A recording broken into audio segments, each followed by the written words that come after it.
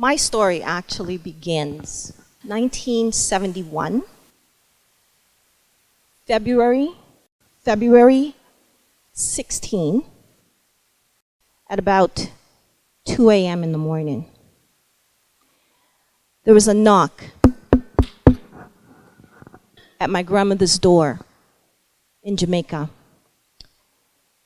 in Westmoreland, in a very small town called Heron Peace. This frantic knock at my grandmother's door at 2 a.m. was coming from my uncle, who came to tell us that my mother, who had been on her way to Kingston because she was seeking a better life for her children, was in a fatal car accident. You see, back then, and sometimes, and now too, in certain areas of Jamaica, the roads they're small, they're tiny, it's windy. And so she was in a taxi cab with 5 other people. And the taxi driver lost control of the car. And my mother, almost 50 years now, and I still gets me. My mother was thrown from the car, and she hit the back of her head. And she was heard saying 2 things. One was because my grandmother, every single day of our lives before we left the house, made us say the Lord's Prayer. So one was the Lord's Prayer, the very first thing that my mother said as she laid there with the life breath leaving her. Next was asking God to take care of her children, to make sure that they were going to be protected, that they were going to be okay.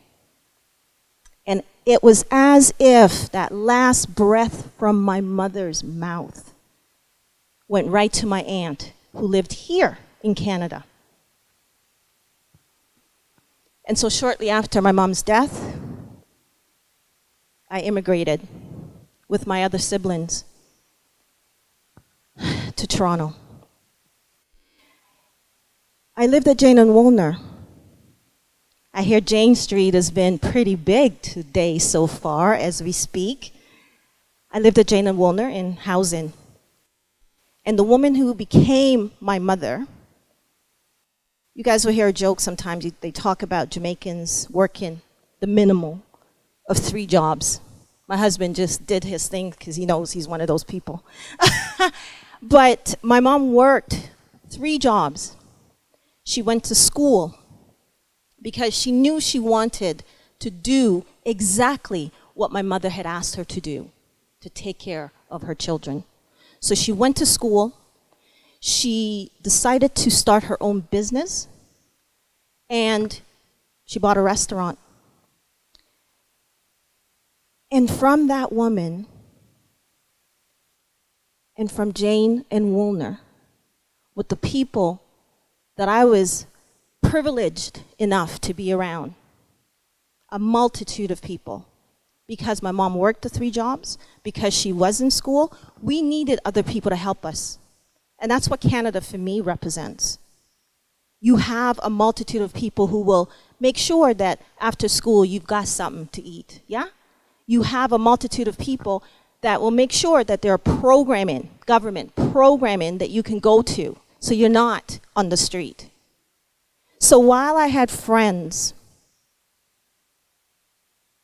that sometimes drugs took them over, sometimes early pregnancies was their reality, I had an opportunity because I saw people that looked like me in positions of power, and young people who decided that they were going to go off to university.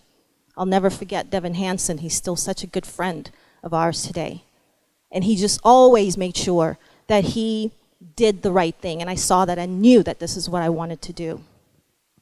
But it's interesting, guys. I know we talk about Canada and issues that affect us as immigrants. And can I tell you that, yeah, I experienced a lot of negativity? No, I didn't. but I experience some that leaves you breathless sometimes, and it stays with you for a lifetime. So I've had 2 fights in school. 2 fights. One was Greg. I'm not going to say his name because millions of people will see this. Yes? Yes, yes? Okay.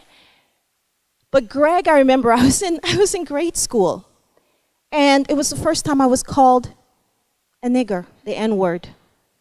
And so I decided, Greg is like a big guy. I was little. And I'm deciding I'm going to stick up for myself. Bad choice.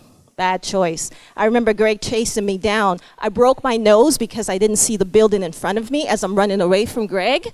You know, he's coming. I hit the building, broke my nose. Second time I had another fight was with some girls in gym class that decided, in the bathroom, like, my hair, what's wrong with your hair? How come sometimes it's long and the other times it washes and it shrinks up? They didn't understand it. Started playing with my hair. We had another fight because then again, the N-word. Second time I broke my nose because we were fighting. And I got a punch in the nose that hit me like, whoa, you know? So you remember these things as you're growing up. But does that stop you on your journey here in Canada? It doesn't. It doesn't. So I go back to Jane and Woolner, where I felt this cushion, where I felt I was around people that loved me, that made sure that I was going to do what I needed to do. So even with people that I knew that was on the streets, doing drugs, selling drugs, when they saw Sophia Brown coming, they're like, leave her alone, y'all, leave her alone. Sophie's going somewhere, I'm going to work. I'm going to work. And I had people, like my teachers, left one day to go to work, was in a car with one of our friends, and got into a car accident. Can you believe that? My mother died in a car accident. I spent most of my life until I was 25 thinking I was going to die in a car accident like my mom. I looked very much like my mom, behaved very much like her. Got into a car accident. Hurt my back really badly. But you know what? Who came to my rescue? My last year in high school, my teachers came to my school, came to my house, and taught me because I couldn't go to school. I was in the brace. 1 year. I think y'all need to clap out my teachers for that. And it was one of my teachers, Mr. Gowett, who happened to be a Caucasian man, married to a Jamaican, who led me to love reading. And what books did he tell me to read? Books by Black authors, because he knew how important it was for me to understand where I come from. He knew how it was important to me to understand, to look at what's the best of who we are. Because sometimes in Canada, let's face it, we don't always see it. We don't always see it. So let's just move forward a little bit to today. I come into the house and I hear my daughter on the phone talking to her friend. And she says, can you believe this? My mother is going to go and speak in front of the Senate. Don't they know she was like born in a cane field? But this is what's happening, right? So in Canada, you're able to do whatever you want to do. As long as you remember who you are. You're looking at a melting pot. In Jamaica, we call it a pepper pot soup. Because it's all of us in this room coming together, giving of ourselves, doing the very best that we can do to show out and love in and embrace each other to make the very best of this beautiful country. And to that, I have to say, thank you so much. Thank you.